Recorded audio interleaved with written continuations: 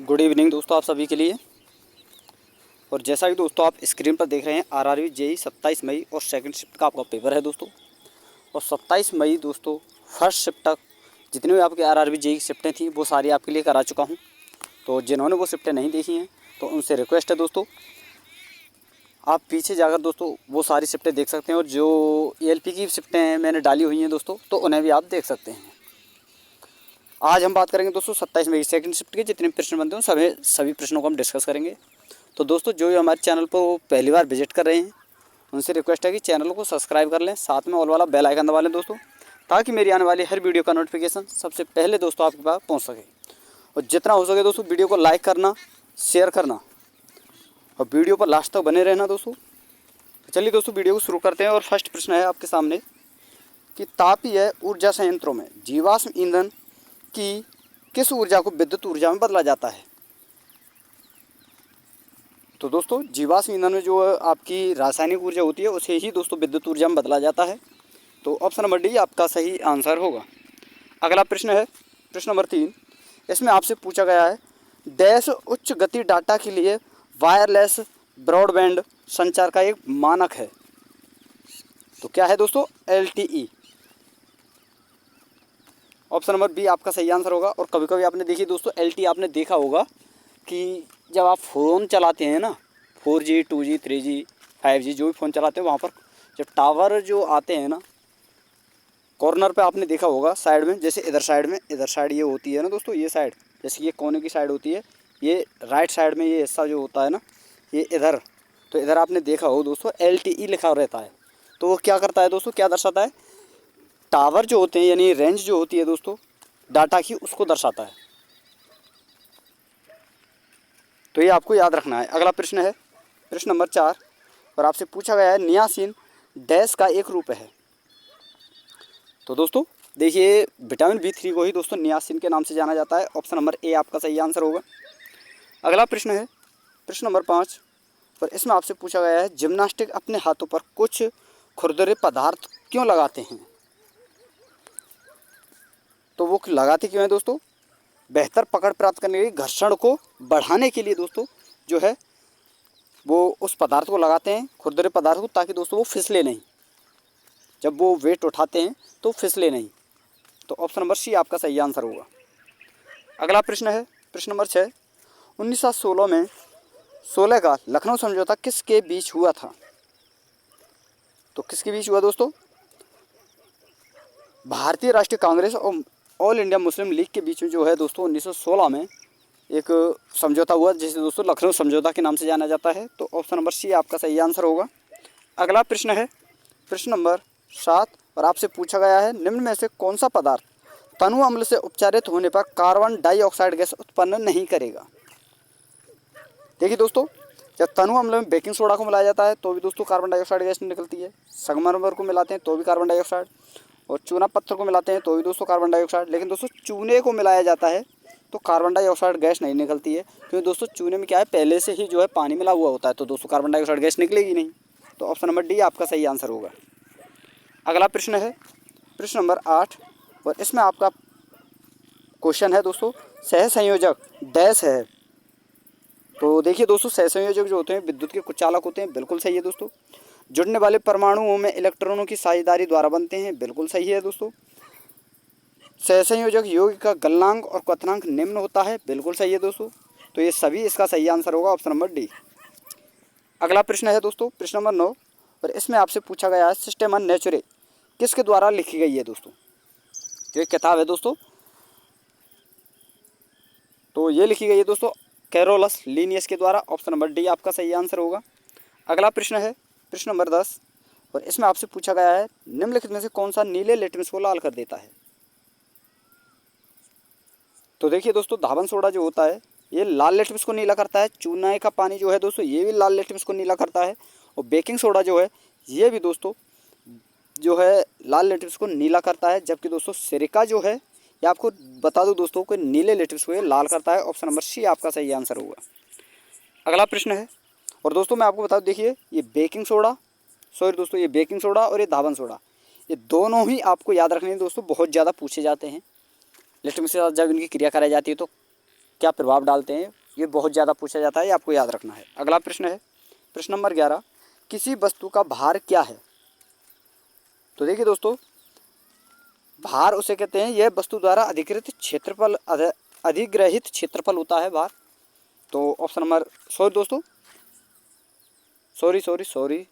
दोस्तों, यह वह बल है, सॉरी दोस्तों, भार का फॉर्मूला होता है दोस्तों W बराबर और M×G, ये है दोस्तों भार का फॉर्मूला।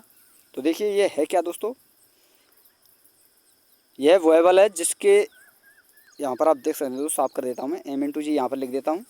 तो यह वह बल है जिससे पृथ्वी अपनी ओर आकर्षित करती है। G का मान है दोस्तों गुरुत्वीय त्वरण और M का मतलब है दोस्तों द्रव्यमान, और इसे ही दोस्तों भार के रूप में दर्शाया जाता है। W को दोस्तों वेट के रूप में दर्शाया जाता है, यहाँ पर WIGHT वेट। तो ऑप्शन नंबर बी आपका सही आंसर होगा। और दोस्तों मैं आपको बता दूं, भार नहीं होगा ना किसी वस्तु में तो वह कभी भी पृथ्वी की ओर आकर्षित नहीं होगी, ये चीज़ आपको याद रखनी है। अगला प्रश्न है प्रश्न नंबर 12, और इसमें आपसे पूछा गया वन अनुसंधान संस्थान कहाँ स्थित है। तो कहाँ है दोस्तों, देहरादून में, ऑप्शन नंबर ए आपका सही आंसर होगा। अगला प्रश्न है प्रश्न नंबर 13, और आपसे पूछा गया है निम्नलिखित में से कौन सा फीता कृमि के जीवन चक्र के अंतर्गत एक मेजबान है। तो कौन सा है दोस्तों, सुअर, ऑप्शन नंबर डी आपका सही आंसर होगा। अगला प्रश्न है प्रश्न नंबर 14, निम्नलिखित में से कौन सा रोग मानव शरीर में रक्त कोशिकाओं को प्रभावित करता है। तो कौन सा करता है दोस्तों, ल्यूकेमिया, ऑप्शन नंबर डी आपका सही आंसर होगा। अगला प्रश्न है दोस्तों प्रश्न नंबर 15, कि भारत का कौन सा राज्य स्नैक बोट जो रेस होती है दोस्तों उसके लिए प्रसिद्ध है।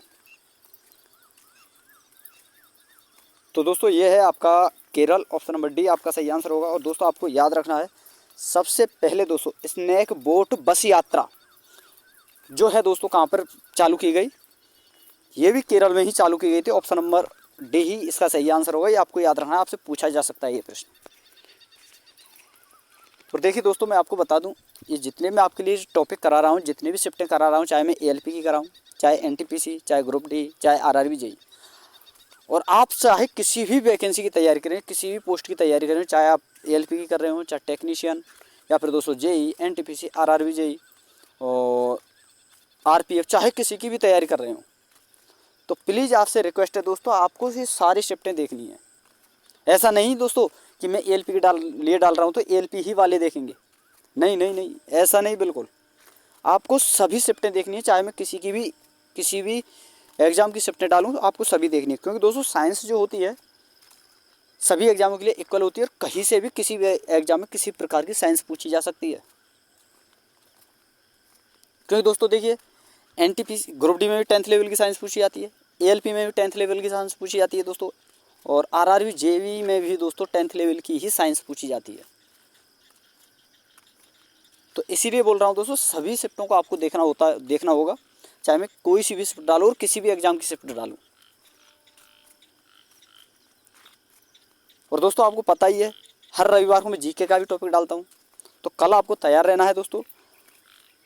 कल मैंने मौर्य काल तक मैंने आपके लिए सारी जो GK है दोस्तों वो मैंने आपके लिए करा दी है। कल जो आपका टॉपिक स्टार्ट होने वाला है वो है दोस्तों भारत पर विदेशियों का आक्रमण, जैसे यवन आए, शक, पहलव, कुषाण ये आए थे ना, इन सारी चीज़ों को भी कल एक ही वीडियो में कंप्लीट करा दूंगा, और साथ में प्रैक्टिस सेट क्वेश्चन भी होंगे, तो आपको याद रखना है दोस्तों, कल तैयार रहना। चलिए दोस्तों अब अगला प्रश्न स्टार्ट करते हैं और देखते हैं उसमें क्या पूछा गया है। निम्नलिखित पदार्थों को उनके संबंधित अपवर्तनांकों के आरोही क्रम में व्यवस्थित करें। और पदार्थ कौन कौन से हैं दोस्तों, एक तो है आपका जल, कांच और वायु, इन तीनों को दोस्तों आरोही क्रम में, यानी दोस्तों छोटे से बड़े की ओर, यानी अपवर्तनांक के हिसाब से आपको सेट करना है। तो आपका जो आंसर होगा दोस्तों, सबसे कम अपवर्तनांक होता है दोस्तों वायु का, फिर पानी का होता है, और सबसे ज़्यादा होता है दोस्तों कांच का। तो ऑप्शन नंबर सी आपका सही आंसर होगा। अगला प्रश्न है प्रश्न नंबर 17, और आपसे पूछा गया है रेत और चीनी का मिश्रण डैश का उदाहरण है दोस्तों। तो किसका उदाहरण है दोस्तों, विजातीय मिश्रण का। ऑप्शन नंबर ए आपका सही आंसर होगा। अगला प्रश्न है प्रश्न नंबर 18, बोगी शब्द किस खेल से संबंधित है। तो किससे है दोस्तों, गोल्फ से। ऑप्शन नंबर बी आपका सही आंसर होगा। अगला प्रश्न है प्रश्न नंबर 19, मध्य कान में मौजूद 3 हड्डियों के नाम क्या हैं। तो कौन कौन सी हैं दोस्तों, एक तो हैमर, एनविल और स्टरअप। ये तीनों ही दोस्तों कान की हड्डी हैं। ऑप्शन नंबर सी आपका सही आंसर होगा। अगला प्रश्न है प्रश्न नंबर 20 और आपसे पूछा गया है अभिक्रिया MgO प्लस CO की जब हम क्रिया, देखिए दोस्तों, मैग्नीशियम ऑक्साइड और कार्बन मोनोऑक्साइड की जब हम क्रिया कराते हैं तो हमें प्राप्त क्या होता है दोस्तों, Mg यानी दोस्तों मैग्नीशियम प्लस कार्बन डाइऑक्साइड में किस पदार्थ का ऑक्सीकरण होता है। तो यहाँ पर जो ऑक्सीकरण होता है दोस्तों वो होता है कार्बन मोनोऑक्साइड का। यहाँ पर आप देख सकते हैं इसका ऑक्सीकरण होता है। यहाँ पर दोस्तों देखिए इसमें ऑक्सीजन जुड़ता है, डबल O बनता है, तब जाकर हमारे पास दोस्तों कार्बन डाइऑक्साइड गैस प्राप्त होती है। और दोस्तों आपसे ये भी पूछा जा सकता है इस क्रिया में जब इन दोनों की हम क्रिया कराते हैं, कार्बन मोनोऑक्साइड और मैग्नीशियम ऑक्साइड की, तो हमें कौन सी गैस प्राप्त होती है। तो ये भी आपको याद रखना है दोस्तों, कार्बन डाइऑक्साइड। तो इसका जो आंसर होगा ऑप्शन नंबर डी होगा। अगला प्रश्न है प्रश्न नंबर 21, निम्न में से कौन सा शहर गोमती नदी के तट पर स्थित है। तो कौन सा है दोस्तों, लखनऊ। ऑप्शन नंबर डी आपका सही आंसर होगा। अगला प्रश्न है प्रश्न नंबर 22 और आपसे पूछा गया है ECG डैश द्वारा उत्पादित विद्युत बलों को महसूस करता है। तो किसके द्वारा दोस्तों, हृदय के द्वारा। ऑप्शन नंबर बी आपका सही आंसर होगा। अगला प्रश्न है प्रश्न नंबर 23 और आपसे पूछा गया है कार्टी अंग का संबंध किससे है। तो कार्टी अंग का संबंध दोस्तों सुनने से है। तो ऑप्शन नंबर बी आपका सही आंसर होगा। अगला प्रश्न है प्रश्न नंबर 24, निम्नलिखित में से कौन सा एल्काइन सजातीय श्रेणी का पहला सदस्य है। दोस्तों देखिए एल्केन, एल्कीन और एल्काइन ये तीन होते हैं दोस्तों। एक तो होता है आपका एल्केन, एक होता है दोस्तों एल्कीन, एक होता है दोस्तों एल्काइन। एल्काइन ये होते हैं दोस्तों। तो आपको बता दूं दोस्तों, देखिए एल्केन श्रेणी का प्रथम सदस्य जो होता है दोस्तों वो होता है मेथेन। बाकी दोस्तों आपका एल्काइन और एल्कीन जो होते हैं इनका प्रथम सदस्य दोस्तों क्या होता है, एथेन। और जैसे दोस्तों एल्काइन में हम एल्काइन में अगर हम कन्वर्ट करेंगे तो उसे दोस्तों एथाइन बोला जाएगा। तो यहाँ पर एथाइन जो है दोस्तों एल्काइन श्रेणी का प्रथम सदस्य होगा। तो ऑप्शन नंबर बी आपका सही आंसर होगा। और दोस्तों अगर आपने मेरी ELP वाली शिफ्टें देखी होंगी तो वहाँ पर मैंने इन सभी के फॉर्मूले बताए हुए हैं, तो ये भी वो भी आपको याद रखने हैं। अगला प्रश्न है प्रश्न नंबर 25, यदि वस्तु को 15 सेमी फोकस दूरी वाले अपतल दर्पण के सामने 25 सेंटीमीटर की दूरी पर रखा गया है तो प्रतिबिंब की दूरी ज्ञात करें। तो देखिए दोस्तों फोकस का जो है मान वो है आपका 15। यहाँ पर आप डायरेक्टली मैं आपके लिए बता देता हूँ। इसका जो फॉर्मूला होता है दोस्तों दर्पण में 1/f बराबर 1/u प्लस v ये होता है। तो यहाँ पर f का मान 15 दिया गया है, u का मान दोस्तों 1/25 इधर आ जाएगा, माइनस में हो जाएगा, इधर b बचेगा दोस्तों, और इसी का मान आपसे पूछा है।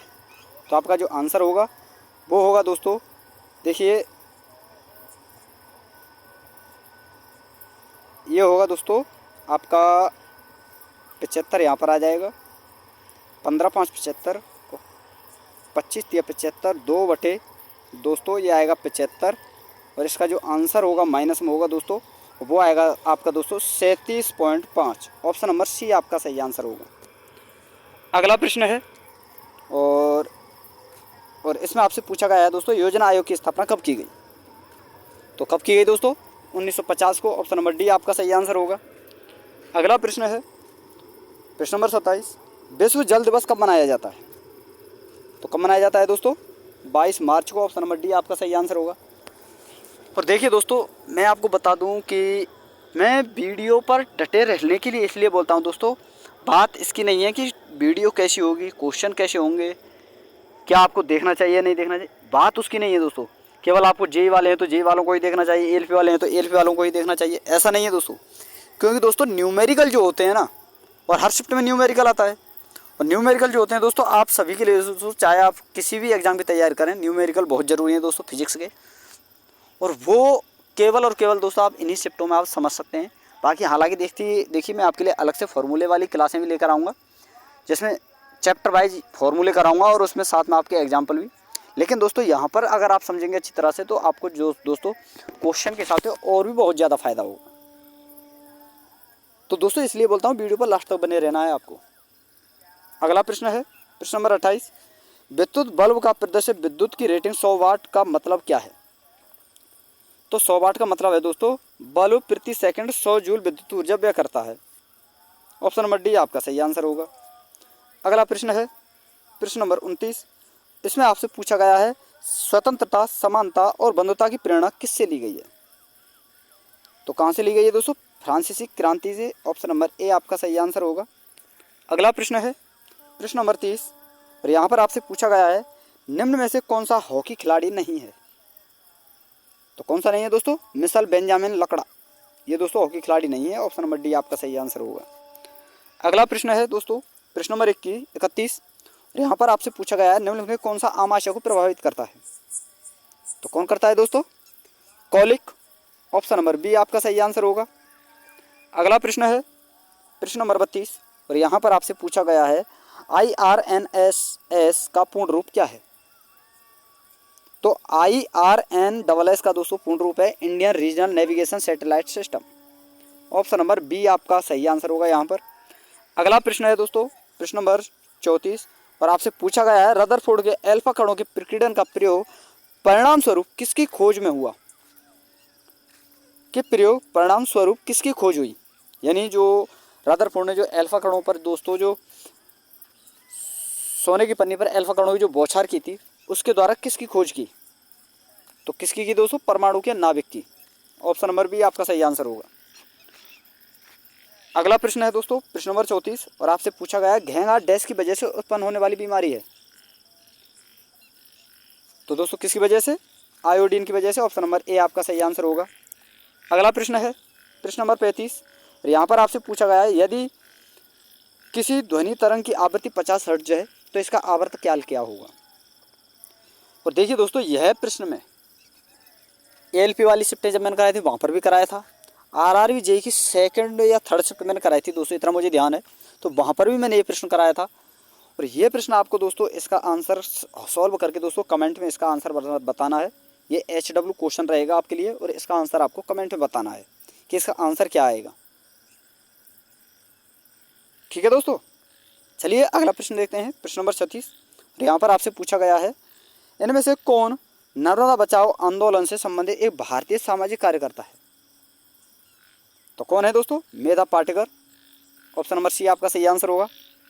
अगला प्रश्न है प्रश्न नंबर 37, और यहाँ पर आपसे पूछा गया है बात्या भट्टी में आयरन ऑक्साइड को डैश द्वारा कम किया जाता है? तो किसके द्वारा कम किया जाता है दोस्तों आयरन ऑक्साइड को? कार्बन मोनोऑक्साइड के द्वारा। ऑप्शन नंबर बी आपका सही आंसर होगा। अगला प्रश्न है प्रश्न नंबर 38, और यहाँ पर आपसे पूछा गया है तापमान बढ़ाने पर सभी शुद्ध धातुओं के प्रतिरोध पर क्या प्रभाव पड़ता है? तो देखिए दोस्तों तापमान बढ़ेगा तो धातुओं का प्रतिरोध तो वैसे ही बढ़ेगा, और ये तो मैं दोस्तों कई बार आपके लिए बता भी चुका हूँ। तो यहाँ पर आपका ऑप्शन नंबर सी सही आंसर होगा दोस्तों, ये आपको याद रखना है। अगला प्रश्न है प्रश्न नंबर 39, और यहाँ पर आपसे पूछा गया है रासायनिक प्रतीक पी का अर्थ क्या है? तो पी का अर्थ है दोस्तों फॉस्फोरस, जिसका परमाणु क्रमांक दोस्तों 15 होता है, ये भी आपको याद रखना है। तो ऑप्शन नंबर डी आपका सही आंसर होगा। अगला प्रश्न है प्रश्न नंबर 40, मानव शरीर में सबसे प्रचुर मात्रा में मौजूद तत्व कौन सा है? तो कौन सा है दोस्तों? ऑक्सीजन। ऑप्शन नंबर ए आपका सही आंसर होगा। अगला प्रश्न है प्रश्न नंबर 41, और दोस्तों वीडियो अगर आपको अच्छी लग रही हो, बेस्ट लग रही हो, कंटेंट मेरा अच्छा लग रहा हो, तो आपसे रिक्वेस्ट है वीडियो को शेयर करते चलें दोस्तों, लाइक करते चलें वीडियो को।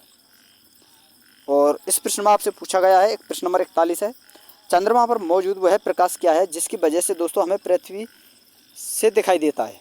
जिसकी वजह से वह हमें पृथ्वी से दिखाई देता है, तो क्या है दोस्तों? सूर्य का प्रकाश चांद पर पड़ता है, और चांद का प्रकाशित हिस्सा जो है हमें दिखाई देता है। ऑप्शन नंबर सी आपका सही आंसर होगा। अगला प्रश्न है प्रश्न नंबर 42, निम्नलिखित में से कौन सा महाराष्ट्र का लोकप्रिय नृत्य है? तो कौन सा है दोस्तों? तमाशा। अगला प्रश्न है प्रश्न नंबर 43, और यहाँ पर आपसे पूछा गया आँख की वह संरचना जो प्रकाश किरणों को अपवर्तित करने और रेटिना पर केंद्रित करने का कार्य करती है, उसे क्या कहते हैं? तो क्या कहते हैं दोस्तों? लेंस। ऑप्शन नंबर बी आपका सही आंसर होगा। अगला प्रश्न है दोस्तों प्रश्न नंबर 44, इसमें आपसे पूछा गया है निम्नलिखित में से किस में अधिकतम संयोजी इलेक्ट्रॉन मौजूद होते हैं। तो किस में होते हैं दोस्तों, फास्फोरस में। ऑप्शन नंबर बी आपका सही आंसर होगा। तो दोस्तों ये थे आपके 27 मई 2019 के दोस्तों सेकंड शिफ्ट के क्वेश्चन थे उस आरआरबी जेईई के। और दोस्तों देखिए कल आपकी जो है जीके का टॉपिक भी मिलने वाला है आपको, तो कल तैयार रहना। बाकी दोस्तों आप ये बताना कि वीडियो आपको कैसी लगी हो, वीडियो बेस्ट लगी हो तो वीडियो को लाइक कर देना, शेयर कर देना। और जो दोस्तों मैंने HW जो क्वेश्चन आपके लिए दिया है उसका दोस्तों आंसर आपको कमेंट में बताना है। तो ठीक है दोस्तों, थैंक यू, धन्यवाद। फिर मिलते हैं नई वीडियो के साथ।